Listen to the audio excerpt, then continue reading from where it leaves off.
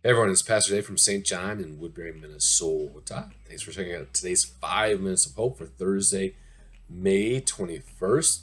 As you can see from my dark, shadowy face, from the background, and from the noises that I'm sure you'll be hearing a lot, I am doing this from my house today. So today we are one day closer to Memorial Day weekend. I hope that today is going well for you.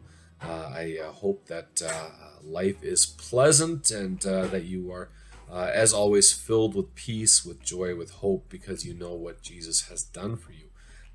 It's interesting right now as we kind of wade through everything, through these really challenging times together. It can be a real struggle. And so, again, as you deal with maybe some disappointment or anxiety, worry, fear, all those different things. As always, my biggest prayer for you is that above all those things, that the good news of Jesus would kind of guide you through life, knowing that He will carry us through, and one day we will get to see Him face to face. So, as always, a couple of things for today. I have our joke for today about a man who is down on his luck. And also, I want to share with you some devotional thoughts on community. And so today, our joke is about a guy who had really, again, like I said, he was down on his luck. So he had lost his job. His wife had left him, and he had gotten evicted from his apartment. And so one day, he just decided to start walking down the road. He had a knapsack and a sign, and the sign said, "Will work for food." And so as he's walking along the road, all of a sudden he came across a big old farmhouse. And by this point, he was just starving. He was so hungry. So he went up to the house and he knocked on the door and he explained to the lady his situation. And she was very reluctant at first, but after a while, he was able to convince her to let him do some work for her in exchange for some food. And so she said, "All right, I want you to go and to paint the porch in the back. And while you do that, I'll go ahead and make you some food." And he came back probably about half an hour later, and she was kind of surprised at how quickly he got done. And so she said, "You're done already?" And he's like, "Yeah, it didn't take too long. But by the way, that's not a Porsche. It's a Volvo." There you go. Lame car joke of the day. So, wonder if you ever got that food. Probably not in this scenario. So, hopefully you enjoyed that. Like I said, as always, hopefully these jokes bring a little smile to your face during everything. So, like I said, our devotional thoughts today are on community.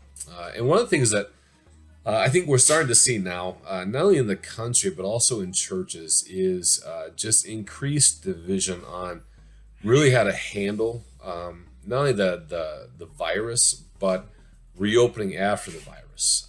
And that's one thing, I'll be honest with you, it does concern me a little bit, especially within the church, because there are some people who want to get going in person as soon as possible. Other people want to wait as long as possible.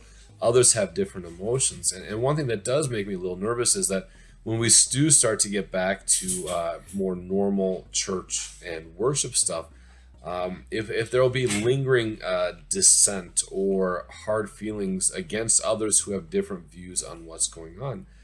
And I think it's so important, especially as we get closer to resuming some sort of in person worship and other activities in our churches, to remember what creates our churches, what creates the community in our churches. I want to share with you, again, this quote from one of the guys I quote all the time, Henry Nouwen, on community.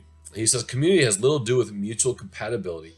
Similarities in education, background, psychological makeup, or social status can bring us together, but they can never be the basis for community.